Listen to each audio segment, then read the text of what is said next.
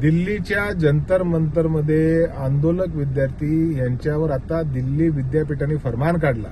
फरमान काय आहे की आंदोलनाला जाऊ नका, संविधान अधिकार तुमचा बजावू नका, आणि असं जर तुम्ही केलं तर तुम्हाला लिगल कॉन्सिक्वेन्सेसला सामोरं जावं लागेल, अशा प्रकारचा एक प्रकारचा फरमान दिल्ली विद्यापीठाने काढला. आता दिल्ली विद्यापीठाचा काय संबंध आहे?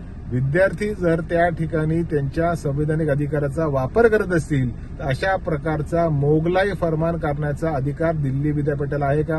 आणि दिल्ली विद्यापीठाला जर फरमान काढायचाच होता तर मग मंत्रीचा राजीनामा का नाही मागितला? नीट पेपर फुटी झाली त्याच्या संदर्भात का त्यांनी भूमिका नाही घेतली?